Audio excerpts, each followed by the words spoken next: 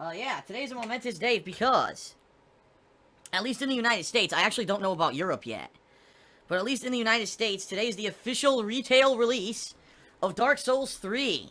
But yeah, I mean, I've been playing the game for almost 3 weeks now. I mean, technically, it's a little under 3 weeks. Although I certainly have not been playing it non-stop, as you know. I've been playing Dark Souls 3 pretty casually on and off. You know, when in between other games and other releases, it hasn't been my priority, and I've done it on purpose. Because, number one, I didn't want to blow through the game and beat the entire game before anyone had a chance to even play it, who didn't get it off of Xbox Live like I did. And number two, quite honestly, because this is the kind of game that if you played it at a slower pace, I feel is better. Because you don't get insanely frustrated, right? You don't get, oh my god, I can't get past this one part, or, man, the game really destroyed me today. Oh, time to play it all day tomorrow, you know? I actually think that this kind of game, if you take it at a slower pace, a more determined pace, but you take breaks, I think that it's actually a more enjoyable experience. At least I think, you know, playing Dark Souls 3, the way that I've been playing it, has been a very enjoyable experience. And even though I may rage, you know, from time to time, okay, it doesn't necessarily mean that I dislike the game. It just means there's a difficult part or a difficult spike in the game, and that's to be expected with Dark Souls 3. And also, if you might have noticed, I've died quite a lot in this game. And that's okay, too. Although, let's face it, I've reached a boss in the game that's incredibly difficult. At least for my playstyle. You know, a lot of people, when they approach Dark Souls, they approach it as, oh, every single enemy, I'm going to analyze fully the attack pattern. I'm going to learn how to block every attack so that I can super-duper parry and counter this enemy and destroy them and utterly mutilate them and decimate them, and they're no threat whatsoever.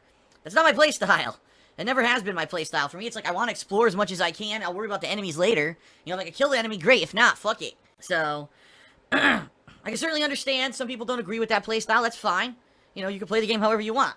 I am fully aware that there's lots of people, okay, who have not been watching the playthrough. I know that for a fact. I know that there's some people who have purposely stayed away because they did not want to be spoiled on the game, basically. They knew that, that if they watched the playthrough 3 weeks freaking early, you would get spoiled on your own gameplay experience. And lots of people have said, you know, Phil, we're gonna wait, we're gonna hold off until the game's officially released and we start playing it. Already, I'm very pleased with the performance of the Dark Souls 3 playthrough, and that clump of people who've been holding off haven't even watched yet, so I'm good. No matter what happens, I'm good. I'm having a lot of fun. Pre-stream plugs. Obviously, the first and foremost is to watch the videos, to spread the word. Social media. On Twitter, I'm at @TheyCallMeDSP. In addition, if you check the description of any of my live streams or on-demand videos, you can find a link to the Amazon Associate account as well. Also, you've got my Patreon at patreon.com/DarksidePhil.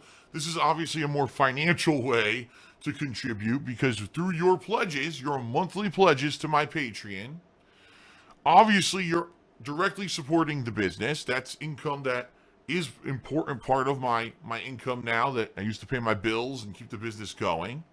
All right, and then of course, last but not least, my girlfriend has her own business called The Black Currant, where she sells handmade glycerin soaps and wax tart melts.